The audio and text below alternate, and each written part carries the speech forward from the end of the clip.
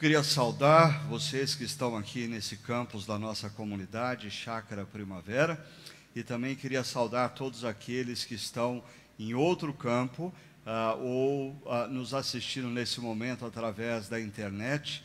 Que a palavra de Deus fale profundamente a todos nós, que nós sejamos profundamente abençoados e impactados pelo poder que emana da palavra. Amém? Ok. Nas últimas 2 semanas nós estamos refletindo sobre esse tema, fé no exílio. Na verdade, nós estamos na 2ª temporada. Nós temos 4 reflexões que foram feitas por volta de novembro do ano passado. Você que não participou pode acessar no nosso site e ganhar a informação que nós passamos lá durante aquelas 4 semanas. Mas semana passada nós estivemos refletindo já sobre o capítulo 4 do livro de Daniel, e hoje nós vamos refletir sobre o capítulo 5 do livro de Daniel. Antes de nós chegarmos no texto propriamente dito, deixa eu falar uma coisa para vocês. Na última semana, num determinado momento, eu apontei para vocês Apocalipse capítulo 18, mostrando que, é muito importante isso, você que costuma ler a palavra de Deus e tentar compreender a palavra de Deus na sua totalidade. Em Apocalipse capítulo 18, a Babilônia nos é representada como a encarnação do mal no seu aspecto estrutural, na sua estrutura social, na sua estrutura econômica, na sua estrutura política, econômica, ou seja, tudo quanto você pode conceber como uma sociedade tomada pelo mal é representada pela Babilônia em Apocalipse 18. Então, quando nós falamos da Babilônia do Antigo Testamento, ela era um estado, ela era um reino, mas ao longo da narrativa bíblica, ela passa a ser um símbolo de um estado, ela passa a ser o símbolo de uma sociedade completamente distante, alheia aos valores e princípios de Deus. Então eu coloquei um quadro aí para vocês darem uma olhada, pensando no seguinte: quando nós falamos de cultura babilônica, tanto o estado que era governado por Nabucodonosor, como nós que vivemos numa sociedade pós-cristã, algumas das características que nós precisamos perceber. Primeiro, essa é uma cultura global. A nossa cultura e a cultura da Babilônia no tempo de Nabucodonosor também era uma cultura global, porque Nabucodonosor reuniu debaixo do seu poderio diferentes culturas, homens e mulheres de diferentes partes do mundo.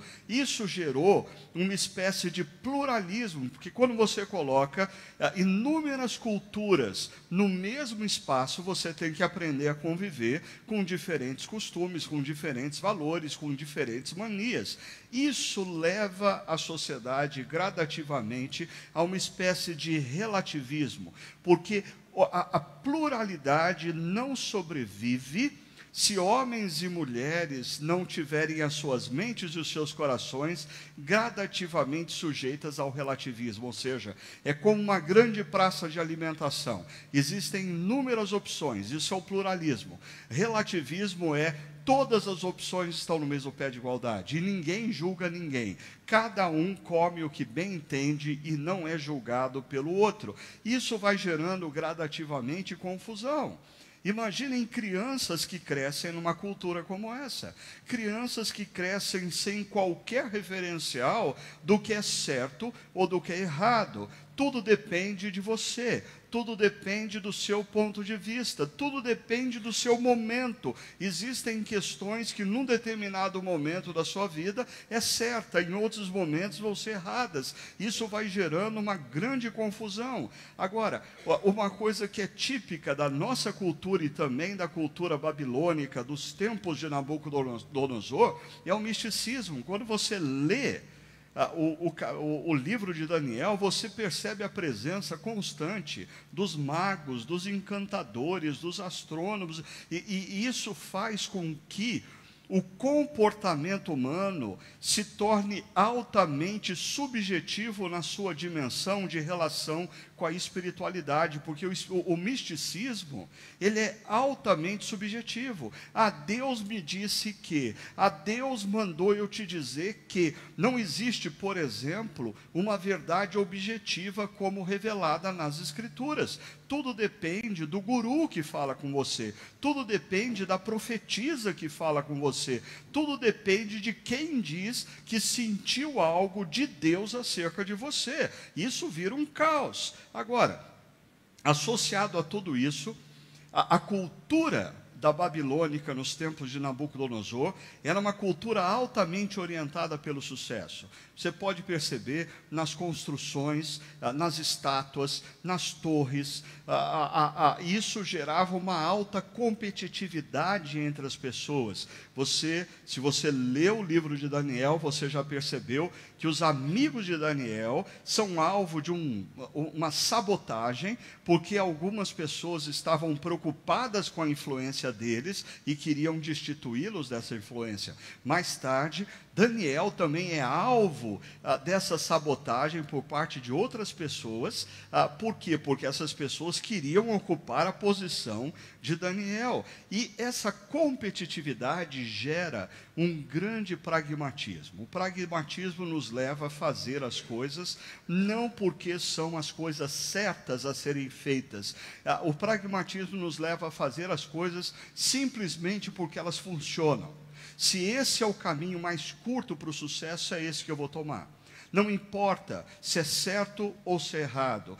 Na atualidade, eu diria até mesmo, muitas igrejas estão caindo no pragmatismo.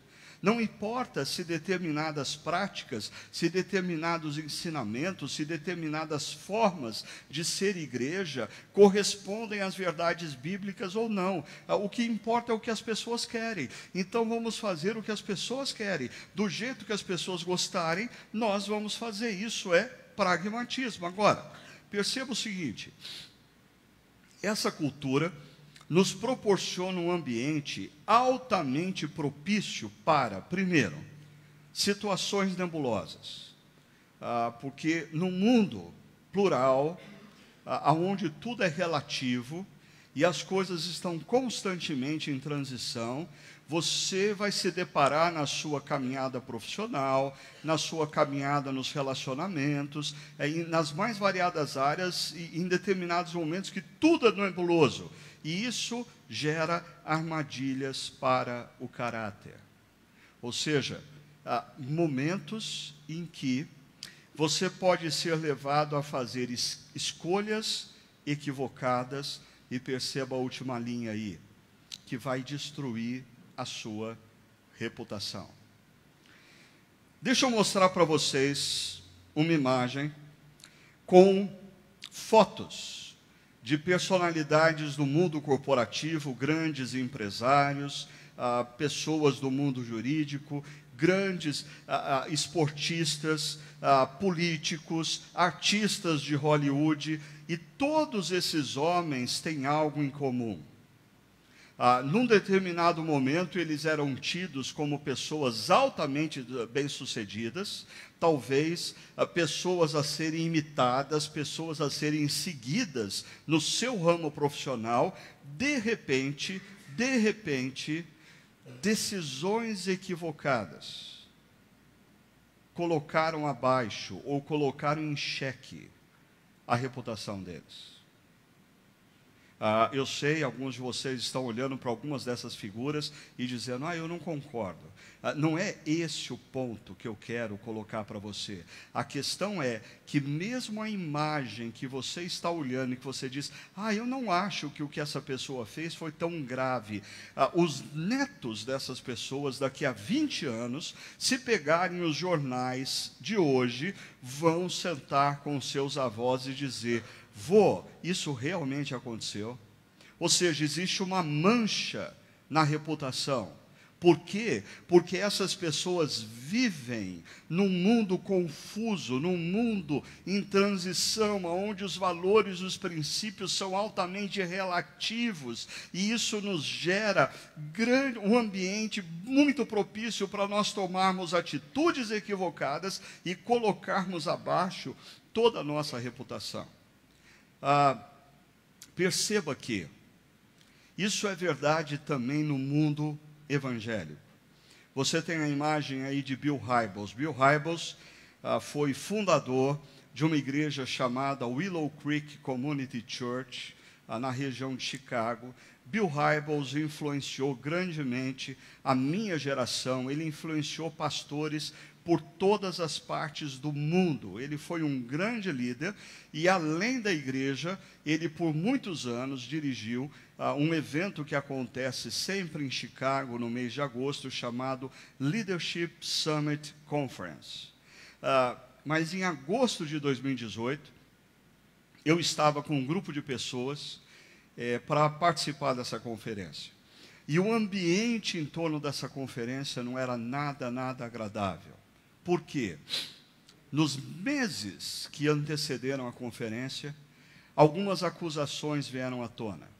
Acusações de mulheres que disseram que, no passado, elas haviam sido assediadas moralmente por esse líder cristão. Num primeiro momento, era uma mulher, existia uma grande desconfiança, quem é que está com a verdade? Aí emergiu uma outra mulher, e emergiu uma outra mulher, e emergiu uma outra mulher, e dias antes da conferência, os dois pastores que iriam suceder Bill Hybels como líderes da comunidade, literalmente entregaram uma carta de demissão e disseram: nós não podemos continuar esse processo, o que aconteceu foi errado, e nós protestamos contra isso. Para mim isso foi altamente chocante, porque um homem que ao longo da sua vida influenciou tantas pessoas, ele estava há 2 anos da aposentadoria, todo o processo de transição na igreja estava estruturado, e de repente, absolutamente tudo veio abaixo. Mas 2 dias antes da conferência, eu tive a oportunidade de visitar um museu na cidade de Wheaton, ali na região de Chicago também, um museu que conta a história desse homem, Billy Graham. E uma coisa, dentre várias, me chamou muito a atenção.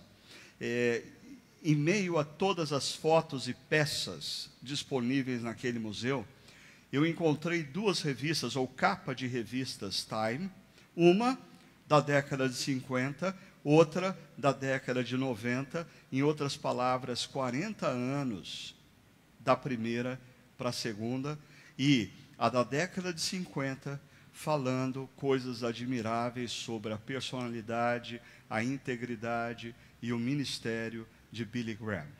40 anos depois, na década de 90, uma nova revista, com ele na capa, falando da sua integridade, da sua personalidade, da sua liderança, da sua fidelidade às Escrituras. Ou seja, eu acho que a vida de Billy Graham nos ensina que não basta começar bem, nós precisamos terminar bem. Por sinal, existe talvez uma mentira que o inimigo semeia nas nossas mentes e corações, que é nós ficarmos olhando para o passado e achando que nós temos crédito pelo que nós fizemos. Mas eu já fiz muito. Mas se você me conhecesse, quando eu era mais jovem eu fazia isso. A questão não é como você começou, a questão é como você vai terminar. É como você vai terminar. E talvez a corrida de São Silvestre desse ano reforça grandemente esse conceito. Não sei quantos de vocês acompanharam esse processo, mas durante os minutos finais dessa corrida, o corredor uganês, estava vencendo a prova, e ele chegou muito próximo da linha de chegada, e ele estava tão próximo da linha de chegada, que ele levantou os braços para comemorar, e de repente, o corredor queniano o superou, faltando metros para a linha de chegada, e ele perdeu a prova na reta final, por mera distração, por mera distração.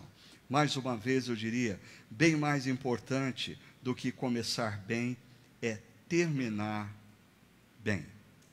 Quando a gente fala de Daniel capítulo 5, é essa cultura que está em torno do que acontece no capítulo 5. E eu queria conversar com vocês hoje sobre esses dois conceitos, reputação e longevidade. Quão importante é nós vivemos a vida comprometidos em zelarmos pela nossa reputação como homens e mulheres de Deus. Certamente nós não podemos controlar o que as pessoas pensam e falam ao nosso respeito, mas nós podemos zelar pelas nossas atitudes, pelas nossas palavras, zelar pela nossa reputação, a fim de que a nossa influência seja de longo prazo, seja duradoura, e é um pouco disso que nós vamos ver acontecendo na vida de Daniel no capítulo 5 desse livro. Agora, o inimigo número 1 da reputação, o inimigo número 1 de uma vida de influência a longo prazo se chama irreverência. Irreverência para com o sagrado. Quando o sagrado se torna familiar a nós, nós abaixamos a guarda. Algumas coisas começam a perder o valor e a importância para a gente. E é aí que mora o perigo. Mas também a irreverência para com o passado, no sentido de nós aprendermos e valorizarmos o que já aconteceu no passado, aprendermos com aqueles que já viveram no passado, aprendermos com seus erros e com os seus acertos, e não acharmos que nós, a geração atual, precisamos fazer e acontecer independentemente de tudo que aconteceu no passado. A irreverência para com o passado se confunde nesse texto com a irreverência para com o sagrado.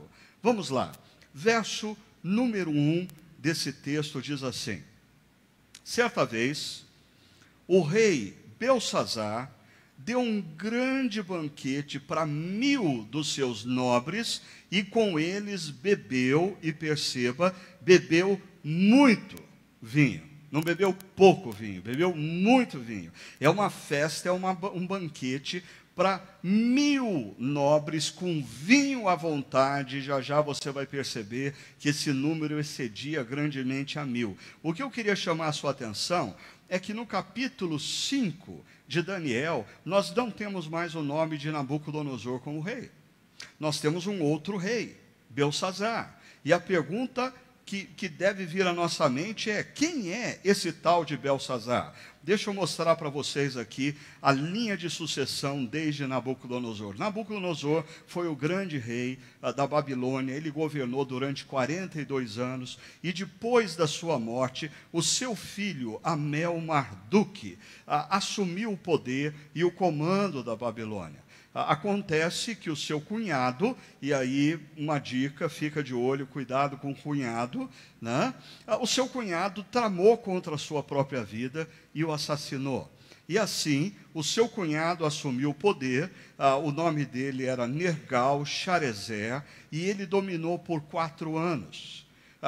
Ele morreu logo, e o seu filho, um filho muito doente, muito frágil, tanto fisicamente como em termos de liderança, assumiu então o poder, Labase-Marduk, um governo que durou apenas 9 meses. Por quê? Porque ele foi alvo de uma conspiração de um general chamado Nabonidos. Nabonidos era casado com uma das filhas de Nabucodonosor.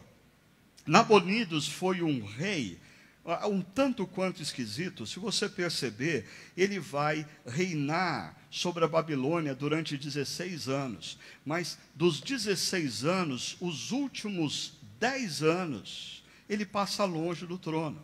Os últimos 10 anos, ele vai para uma campanha na Arábia e permanece por lá durante 10 anos. E ele deixa que o seu filho, Belsazar, esteja no poder da Babilônia. Então, Belsazar é um rei meia-boca. É um rei que tem poderes, mas nem tanto, porque se o pai dele voltar, ele tem que sair do trono, e é o pai dele que vai se assentar no trono. Agora, perceba, o verso 2 diz: enquanto Belsazar bebia vinho, deu ordens para trazerem as taças de ouro e de prata que o seu predecessor Nabucodonosor tinha tomado do templo de Jerusalém. E é importante você perceber que essa palavra predecessor vai aparecer várias vezes nesse texto.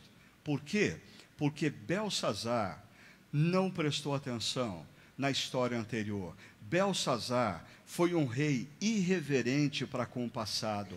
Belsazar não conhecia fatos importantes ou achava que o que aconteceu com Nabucodonosor jamais aconteceria com ele. É típico, muitas vezes, da geração mais jovem. Os mais velhos, os mais experientes dizem: olha, cuidado, não faça isso, é perigoso, deixe de contar a minha experiência. Mas os jovens são tomados por uma mentira. Não, comigo vai ser diferente. Não, comigo vai acontecer diferente. Eu não estou sujeito às leis da causa e efeito. Eu estou acima da média. Já já eu vou voltar nesse ponto. Agora, o que Belsazar faz? Ele pega as taças de ouro e prata que foram tiradas do templo de Jerusalém, taças essas que, apesar de Nabucodonosor tirar do templo, Nabucodonosor nunca ousou fazer o que Belsazar vai fazer. Belsazar usa as taças que eram do templo de Salomão, ou seja, usadas no culto, na adoração do Deus de Israel. Ele toma essas taças para servir o vinho, tanto para ele, rei, para os seus nobres, e aí vem suas mulheres e suas concubinas. Se você parar para pensar que nobres da antiguidade não tinham 2 ou 3 concubinas, alguns tinham 200, 300, porque isso era também símbolo de poder, de sucesso, de prosperidade. Então imagine o tamanho dessa festa, imagine a quantidade de vinho dessa festa. No entanto, eu quero que você preste atenção numa coisa: em algum momento dessa festa, para Belsazar, ele precisava de algo mais. Não bastava a festa, não bastava o dinheiro que ele estava gastando, não bastavam os 1000 nobres, não bastavam as mulheres e as concubinas. Ele precisava de algo mais. E é esse algo mais que vai levá-lo a tomar uma decisão equivocada: pegar as taças que pertenciam ao templo de Salomão e inserir nessa orgia, porque o que estava acontecendo aqui era uma orgia. Interessante como esse um pouco mais é o que muitas vezes faz com que homens e mulheres tomem decisões equivocadas, que vão manchar sua reputação. Por exemplo, quando você pega os principais casos de escândalo no Brasil envolvendo corrupção, você nunca vai encontrar nesses escândalos de corrupção uma pessoa que desviou verba pública porque precisava pagar a escola do filho. Você nunca vai encontrar nesses casos de corrupção uma pessoa que diz: não, eu aceitei suborno porque eu precisava pagar a conta de água e luz de casa. Não. As pessoas envolvidas em casos de corrupção, eles já tinham o suficiente. Eles tinham o suficiente para viver anos na sua vida. Alguns tinham o suficiente para viver a vida inteira. No entanto, eles foram enganados por esse sentimento de que eles precisavam algo mais. Homens e mulheres destroem o seu casamento e mancham a sua reputação diante dos seus filhos, porque num determinado momento eles começam a flertar com a possibilidade de terem algo mais. Pastores também caem nesse erro quando, por exemplo, eu percebo que na pregação, no mundo onde nós estamos inseridos pela internet, e dizer o óbvio não faz as pessoas curtirem, não faz as pessoas replicarem, então você precisa dizer aquilo que não é óbvio. E a tentação de dizer o que não é óbvio tem levado muitos pastores e pregadores a irem além do que de fato a palavra de Deus ensina. É a fascinação pelo algo mais. Mas existe aqui um outro ponto. Tem que ser algo mais, um pouco mais, além do convencional e que impressione. Quantas pessoas entram em dívidas financeiras, não porque não têm o dinheiro para pagar o básico, não, elas entram em dívida financeira porque elas querem comprar o carro que vai impressionar o amigo. Elas querem comprar a bolsa que vai impressionar a amiga. Inúmeras pessoas caem num buraco financeiro, não para suprir as suas necessidades básicas da família, mas entram num buraco financeiro porque querem impressionar pessoas. Querem ter uma casa que impressione os amigos, querem ter um carro que impressione os amigos, querem fazer uma viagem que impressione os amigos, e aí que começa o buraco financeiro e, consequentemente, as manchas na reputação. Agora, quando a gente pensa em relação ao sagrado, eu diria que na cultura babilônica, não basta afirmar que não crê no valor do que os outros consideram sagrado. Na cultura babilônica, não basta você dizer, eu não concordo com o que você crê, eu não concordo que o que você crê seja de fato um valor, eu não concordo que o que você crê seja verdade. Não basta isso na cultura babilônica. Parece que sempre se faz necessário chocar, profanar, ridicularizar. E o retrato maior disso é o que nós assistimos na mídia, em toda a polêmica envolvendo esse especial de Natal no Porta dos Fundos.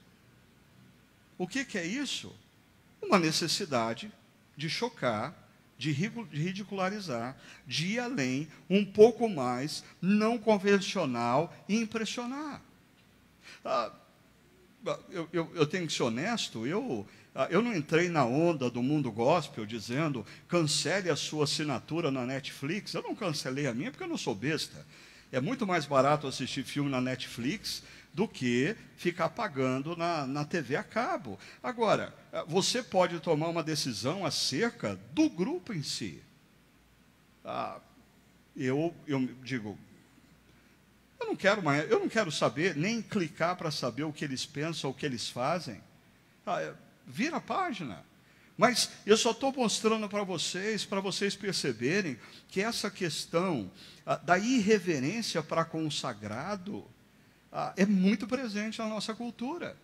É interessante que ontem eu ouvia uma discussão, um jurista sendo questionado acerca nos jogos de futebol, quando a torcida ofende um jogador e dizendo que isso é um movimento homofóbico e que você precisa tomar cuidado, porque você não pode ridicularizar as pessoas pelas preferências que elas têm. E eu estava pensando, mas por outro lado pode-se ridicularizar os cristãos.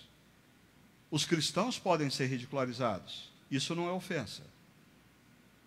Essa é a Babilônia que nós estamos vivendo. Agora, quando você pensa ainda nessa questão da irreverência para com o sagrado, uma coisa é a gente pensar no que os outros estão fazendo, que é uma irreverência. Deixa eu trazer isso para o nosso contexto, lembrando vocês um episódio que para mim é icônico. Em 2 Samuel, capítulo 6, o retorno da Arca da Aliança. A Arca da Aliança havia sido tomada pelos filisteus numa batalha e saiu do território de Israel, mas no território da Filistia, a arca deu tanto trabalho, tanta dor de cabeça para os filisteus, que eles arrumaram um jeito de pegar a arca e empurrar essa arca para o lado de lá da fronteira. A primeira cidadezinha que eles acharam, eles deixaram a arca ali, e essa arca vai permanecer 20 anos na casa de um homem chamado Abinadab. Quando Davi se torna rei de todo Israel, Davi queria trazer a Arca da Aliança para Jerusalém. E aí vem a primeira tentativa. A primeira tentativa de se trazer a arca é liderada pelos filhos de Abinadab, Uzá e Oio. Esses dois meninos, pare e pense comigo, essa arca ficou na sala de estar da casa deles por 20 anos. Eles viam essa arca diariamente. Talvez eles brincaram de esconde-esconde quando eram pequenos atrás da arca. Eles corriam em torno da arca para brincar de pega-pega. Sabe o que aconteceu? A arca se tornou um elemento tão familiar para eles que gradativamente se perdeu a reverência. E aí, quando a arca precisa ser deslocada para Jerusalém, primeiro, eles resolvem deslocar a arca num modelo de carro filisteu, o que nada tinha a ver com as regras que Deus tinha dado na Torá. E quando aquele carro estava caminhando, um dos bois tropeçou, a arca começou a deslizar, Uzá avança a mão para segurar a arca, e o que acontece? A ira do Senhor acendeu-se contra Uzá por seu ato de irreverência. Esse texto é chocante. Puxa vida, o cara estendeu a mão para segurar a arca. Mas se você compreende o contexto maior, a arca não era mais símbolo de poder para Uzá.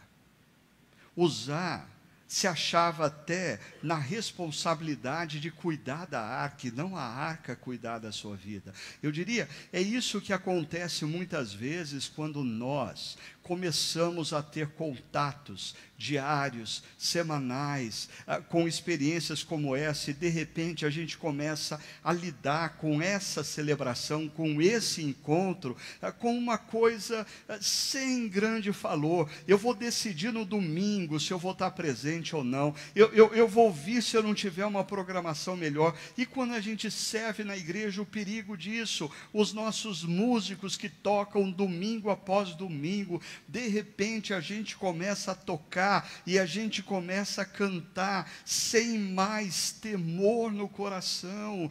E os pregadores, quando a gente começa a pregar domingo após domingo, e a gente não sente mais frio na barriga antes de pregar, a gente não se sente mais com receio que nos leva a orar pedindo: Deus, tenha graça da minha vida hoje. Agora, Davi ficou chocado com o que ele viu acontecer com Uzá, e ele manda devolver a arca, e aí vem uma segunda tentativa. E essa segunda tentativa é muito diferente. Primeiro, quem dirige o cortejo não é um dos filhos de Abinadab, quem dirige o cortejo é um sacerdote. Os homens que carregam a arca no ombro, como a lei dizia que ela deveria ser carregada. Nada de carro filisteu.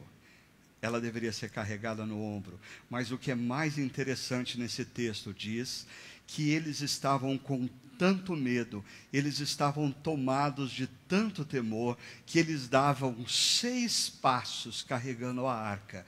No 6º passo, um olhava para o outro, o sacerdote fechava o ouvido antes do 6º passo, aí ele abria e falou: não aconteceu nada, ok, vamos sacrificar um animal em adoração a Deus, porque a graça dele nos poupou. Imagina quanto tempo levou essa peregrinação. A cada 6 passos, um holocausto. A cada 6 passos, um momento de adoração. A cada 6 passos, a lembrança de que a misericórdia do Senhor é a causa de nós não sermos consumidos.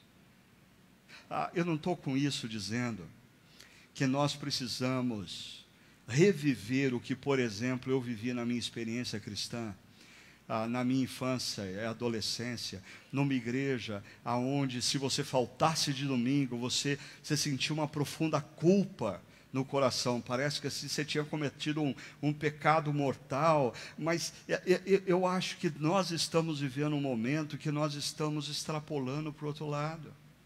Eu diria que mesmo nesse momento de reflexão da palavra, eu sinto que, de maneira geral, e não é só a nossa igreja, as igrejas em geral, nós estamos lidando com esse momento com uma certa irreverência, com um certo descaso, é tanta familiaridade que não faz mais a gente parar e pensar. Nós estamos diante da palavra de Deus, é hora de nós pararmos tudo, abrirmos não apenas os nossos ouvidos, mas a nossa mente, o nosso coração, e diante da palavra de Deus nos curvarmos. Quantas vezes eu percebo que, num momento como esse, de repente eu vejo uma movimentação. Alguém levanta e vai passando nos bancos. Dá licença, dá licença, dá licença, dá licença, dá licença, dá licença, dá licença. O que a pessoa precisa fazer? Precisa beber água. E aí ela volta, às vezes, com 4 copos que ela quer, ser boazinha com todo mundo que está ao redor, e a água balançando e caindo na cabeça de quem está na frente. Dá licença, dá licença. E a gente está estudando a palavra de Deus. Aí você diz: não, pastor, quando eu saio não é para beber água, eu saio porque eu preciso ir no banheiro. Eu falei: então para de beber água, está bebendo água demais, traz a sua vasilhazinha aí para beber água, procura conhecer melhor o seu corpo. É claro, existem pessoas que têm dificuldades e você fica tranquilo em relação a isso. Eu estou convidando você a refletir sobre como você tem lidado com o momento em que a palavra de Deus é aberta e nós estamos refletindo e buscando a vontade de Deus para as nossas vidas.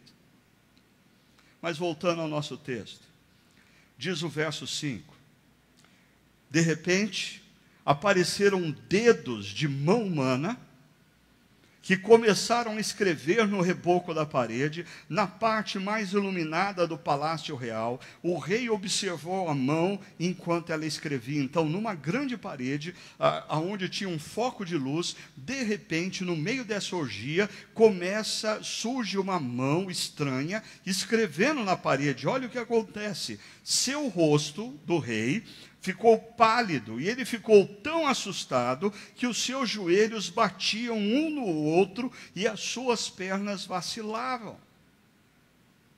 E o temor e o terror continua. Aos gritos, o rei mandou chamar os encantadores, os astrólogos e os adivinhos. Todos os sábios do rei vieram, mas não conseguiram ler a inscrição, nem dizer ao rei o seu significado. E não sei se você leu o livro de Daniel com a mesma atenção, mas eu fico pensando: diacho, por que se sustentava esses caras que nunca sabem interpretar um sonho? Não tem uma vez que eles falam: não, a gente sabe interpretar. Eles nunca sabem, eles nunca têm nada a dizer, e são sustentados pelo Estado, recebem a aposentadoria integral do governo e não resolvem os problemas. Diante disso, o rei Belsazar ficou ainda mais aterrorizado, e se você está lendo Daniel, perceba quantas vezes a palavra aterrorizado emerge no momento em que Deus fala. No momento em que Deus se manifesta. Muitas vezes homens são tomados de temor quando Deus fala. E o seu rosto mais pálido, seus nobres estavam alarmados. É interessante que, apesar de terem mulheres e concubinas no recinto, não se fala nada sobre as mulheres e as concubinas. Mas os caras estão gritando, estão berrando, estão com as pernas tremendo, estão pálidos. E aí, eu diria que a gente tem uma das primeiras manifestações na Bíblia do empoderamento feminino, né? Num grande salão, onde tem um bando de homens gritando, homens pálidos, homens com joelhos batendo de medo, tem que entrar uma mulher aí para botar ordem no recinto. E aí surge a rainha, que não é esposa de Belsazar, mas é a mãe de Belsazar. E pode ser que seja a razão do pai dele ter passado 10 anos na Arábia, né? Então, tendo a rainha ouvido os gritos do rei e dos seus nomes, mas eles não escuta o grito das mulheres.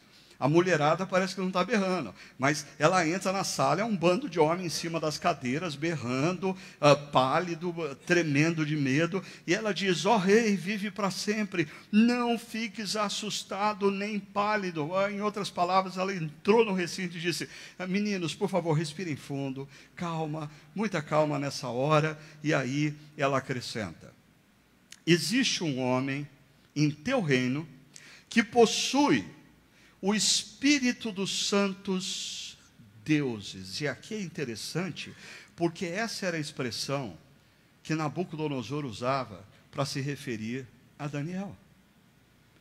E ela, como filha de Nabucodonosor, talvez tenha participado de eventos ou ouvido histórias do pai, se referindo a Daniel dessa forma. E ela vai também enfatizar o seguinte aqui: o seu predecessor. Por 2 vezes aparece a palavra predecessor. Ela parece que está dando uma ênfase aqui. Ele, Nabucodonosor, nomeou o chefe dos magos, nomeou Daniel, chefe dos magos, dos encantadores, dos astrólogos e dos adivinhos. Aqui a gente começa a perceber a irreverência desse jovem rei para com o passado. Ele não conhecia Daniel. Ele estava tão consumido pelo projeto narcisista, individualista, hedonista dele, que ele não prestava atenção no passado. Ele era rei de um império como a Babilônia e não sabia quem era Daniel. Assim, Daniel foi levado à presença do rei, que lhe disse: o rei diz a Daniel: você é Daniel, um dos exilados que meu pai, o rei, trouxe de Judá? E a prova, ele não conhecia Daniel. A primeira vez que ele está vendo Daniel na vida dele. Soube que o Espírito dos deuses está em você e que você tem uma sabedoria fora do comum. Soube que você é capaz de dar interpretações e de resolver mistérios. E a maneira como ele formula as frases aponta para o fato de que ele está ridicularizando Daniel. A prova fatal disso é a maneira como ele diz para Daniel aqui: se você puder ler essa inscrição. Ora, a mãe dele acabou de dizer que Daniel era alguém que era capaz de resolver todos os mistérios. Todos os mistérios que foram colocados diante dele, Daniel resolveu. Se esse rei conhecesse a história, saberia quem é Daniel. Agora, quando a mãe dele fala sobre Daniel, ele se coloca diante de Daniel e diz: se você puder ler essa inscrição e dizer-me o que significa, você será vestido com um manto vermelho e será o terceiro em importância no governo do reino. Aí você vai entender por que terceiro. Porque o pai dele, que estava na Arábia, era o primeiro. Ele era o segundo. Ele não podia oferecer a segunda posição, porque a segunda posição era dele. Ele só podia oferecer a terceira posição.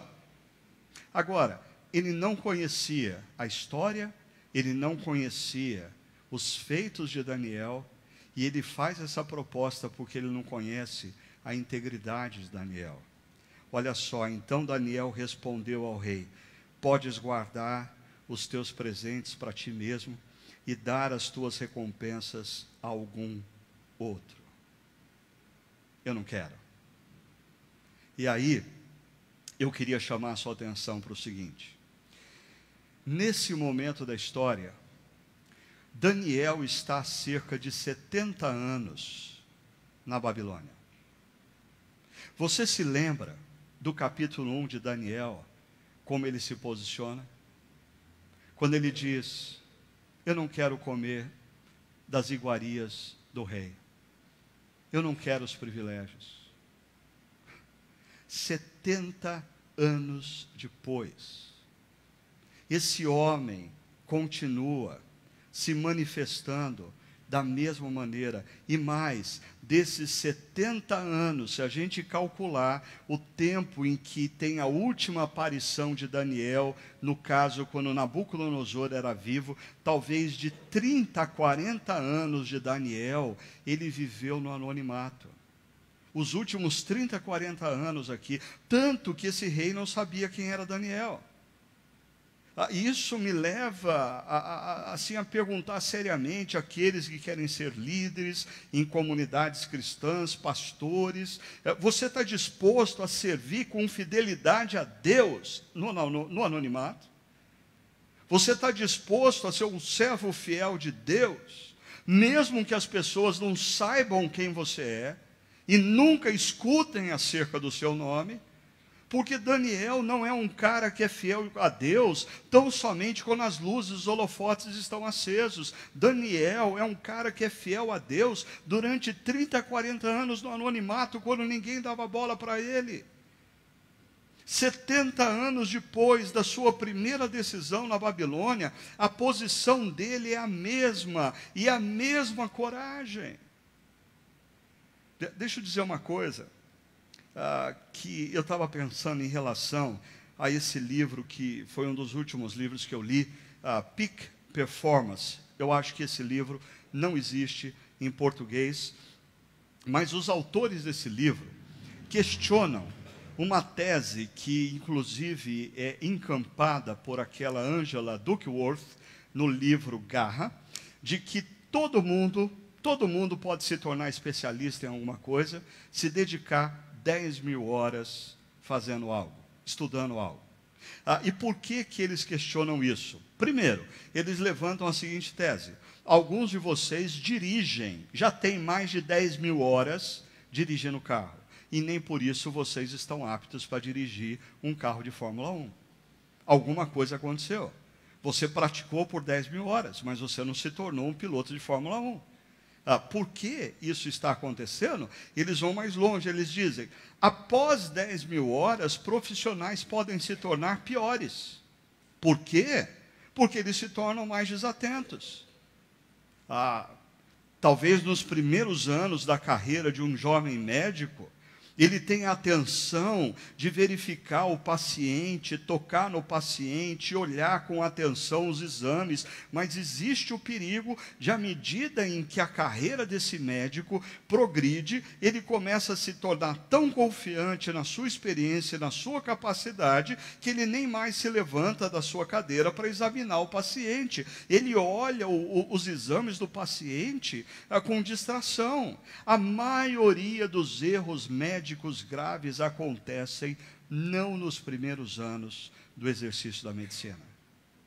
A maioria dos erros advocatícios não acontecem nos primeiros anos de um advogado, até porque o jovem advogado não pega grandes causas. Mas na medida em que um profissional, ele se desenvolve, ele começa a confiar na sua habilidade, ele pode se tornar pior. Por quê?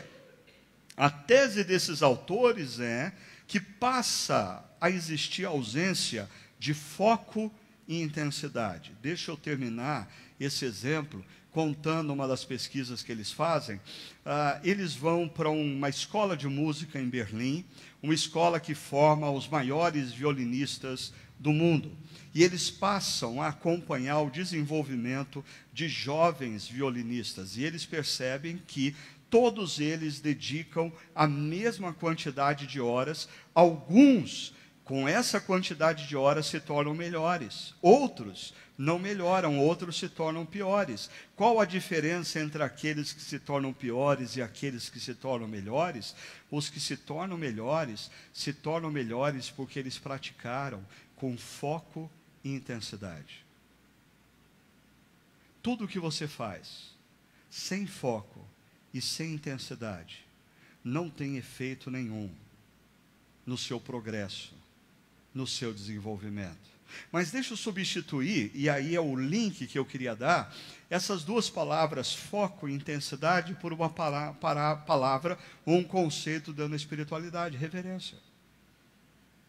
Quando você lê um livro com foco e intensidade, você está lendo aquele livro com reverência. Quando você escuta a sua esposa ou seu marido falar com foco e intensidade, você está escutando com reverência. Quando você estuda a palavra de Deus com foco e intensidade, você o está fazendo com reverência. O progresso, o desenvolvimento não vem na medida em que você passa, talvez alguns aqui já tenham 10.000 horas de culto, se pegar a vida inteira. E isso não reflete necessariamente em crescimento na caminhada espiritual. Por quê? Porque muitas vezes nós estamos participando de momentos como esse, sem foco e sem intensidade. Nós estamos lendo a Bíblia durante a semana, nas nossas casas, sem foco e intensidade. Nós temos participado de grupos pequenos, sem foco e intensidade. O que gera o crescimento é o foco e a intensidade. Caminhando para o final, Daniel diz: no entanto, eu lerei a inscrição para o rei e lhe direi o seu significado. Ó rei, foi a Nabucodonosor, seu predecessor, que o Deus Altíssimo deu soberania, grandeza, glória e majestade. Perceba novamente a palavra aqui, predecessor. Tá? Devido à alta posição que Deus lhe concedeu, homens de todas as nações, povos e línguas tremiam diante dele e o temiam. No entanto, quando o seu coração se tornou soberbo e arrogante e endurecido por causa do orgulho, ele foi deposto do seu trono real e despojado da sua glória, sua mente ficou como a de um animal. E quem estava aqui no último domingo se lembra da nossa reflexão em Daniel 4. Até reconhecer que o Deus Altíssimo domina sobre os reinos dos homens e coloca no poder a quem ele quer. Quando você lê esse texto, Daniel falando isso para Beltsazar, na minha cabeça, não sei na sua, mas na minha cabeça vem a seguinte pergunta: Beltsazar não conhecia essa história? Eu acho que Daniel está contando porque ele não conhecia a história. Mas o verso seguinte vai nos dar a resposta. Daniel diz para Beltsazar: mas tu, Beltsazar, o seu sucessor, não te humilhaste, embora soubesses de tudo isso.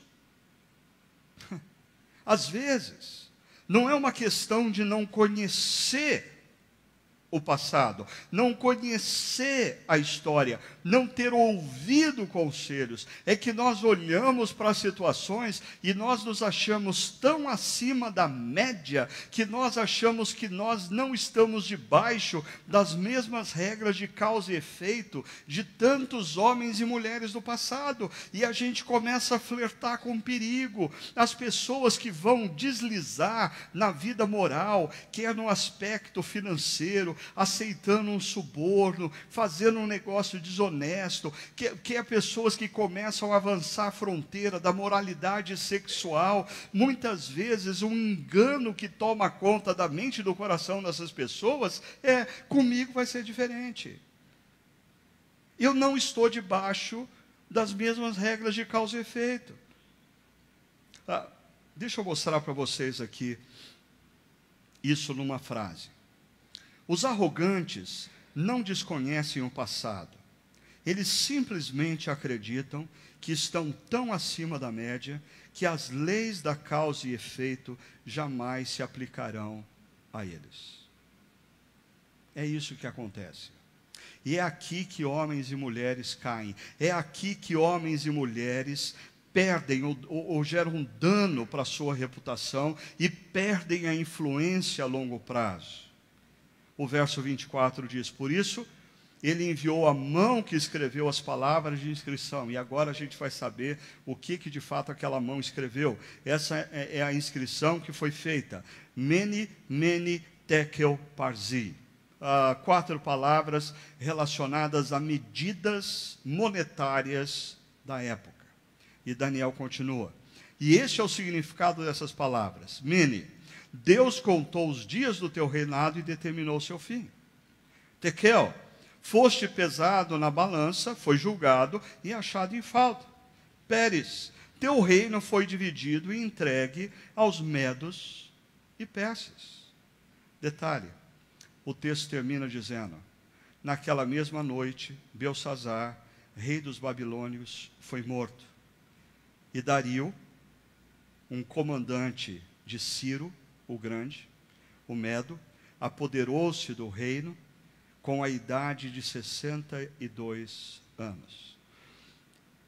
Aqui nós assistimos o fim do Império Babilônico. Historiadores gregos que relatam esse episódio dizem que os medos, os persas, estavam altamente preocupados porque a cidade da Babilônia era uma cidade altamente fortificada, ela tinha muralhas enormes, ela era muito bem protegida. Mas esses historiadores relatam que no dia em que eles invadiram, eles entraram pela porta da frente da cidade sem resistência alguma. Por quê? Porque o seu líder e os nobres dessa cidade eram irreverentes até mesmo para com a sua própria responsabilidade. Eles estavam numa orgia, usando as taças do templo de Salomão.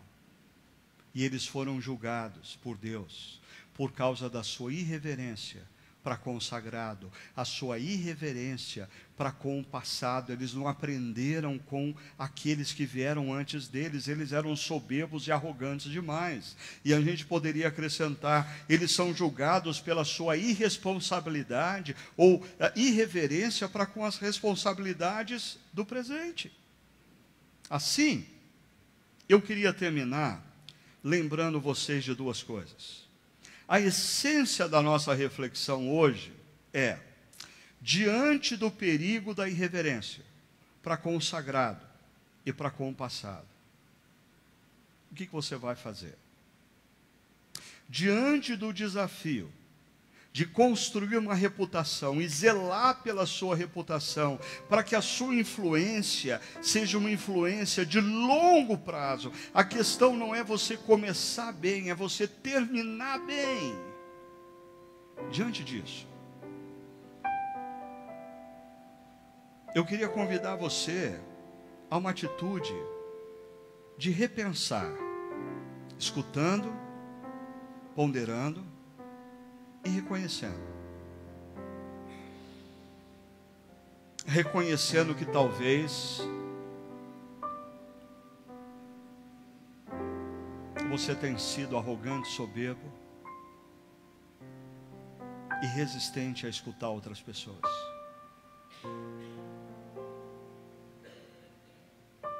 Você se acha tão hábil e competente que a experiência daqueles que vieram antes de você são desprezíveis. Você se basta. Talvez você tenha que repensar a maneira como você está lidando com esse desejo pelo algo mais, que te leva à irreverência no uso do seu dinheiro, irreverência nas tomadas de decisão na sua empresa. Mas de nada vai valer, como a gente já tem colocado, você ficar com tudo isso na sua mente, se você hoje, antes de sair daqui, não escrever o que você pretende fazer diante do que Deus está dizendo a você. Como você pretende fazer? E por que você vai fazer? Por exemplo, são exemplos. Talvez eu tenha que sair daqui hoje e pedir perdão para os meus pais, porque por muitas vezes eu ouvi os conselhos deles e eu desprezei no meu coração, pensando, comigo vai ser diferente. E como eu vou fazer isso? Amanhã cedo eu vou tomar um café da manhã com eles, vou dizer isso. E por que eu vou fazer isso? Porque eu amo a Deus acima de todas as coisas. E a sabedoria bíblica que Ele me oferece diz que eu tenho que fazer isso. Deixa eu te dar um segundo exemplo. E por favor, não se agarre ao exemplo, se agarre ao princípio. Você precisa começar a levar a sério a aplicação da palavra na sua vida, porque o que vai mudar a sua história não é o conhecimento que você tem da Bíblia, mas é o quanto você pratica o que a Bíblia te desafia. Talvez você tenha que escrever: eu vou reformular o meu orçamento doméstico e a maneira como eu lido com o dinheiro. Como? Eu vou cortar tudo aquilo que eu gasto para impressionar pessoas. Se eu não tenho recurso para convidar um amigo para ir num restaurante, puxar o cartão de crédito, falar, não, deixa que eu pago. Eu não vou mais fazer isso. A minha vida financeira está indo para o buraco, porque eu quero impressionar. Eu preciso parar. Eu vou manchar a minha reputação diante dos meus filhos. Um dia os meus filhos vão saber que nós não temos o dinheiro para pagar as dívidas básicas da casa. E eles vão olhar para mim e vão pensar de mim: pai, você não foi competente para administrar o dinheiro da nossa casa? O que fazer? Como fazer? E por que fazer? Por quê? Porque eu amo a Deus, e aquele que tem os mandamentos e a palavra de Deus e guarda, estes são de fato os que o amam. E eu quero demonstrar meu amor por Deus, não ouvindo mais a palavra dele, com curiosidade para ter grandes insights. Eu quero ouvir a palavra de Deus para saber o que eu devo fazer, o que Ele quer que eu mude e como Ele quer que eu mude. E eu quero ter um projeto concreto durante 52 semanas nesse ano de mudança diante da palavra. Eu queria convidar você a fechar os seus olhos, orar diante de Deus, pedindo para que Ele mostre claramente para você. E eu queria te convidar a fazer o seguinte: enquanto nós ouvimos essa última canção, faça dessa canção não apenas uma oração, mas um momento para você escrever o que você vai fazer essa semana à luz do que Deus te mostrou, como você vai fazer e por que você vai fazer. Deus os abençoe.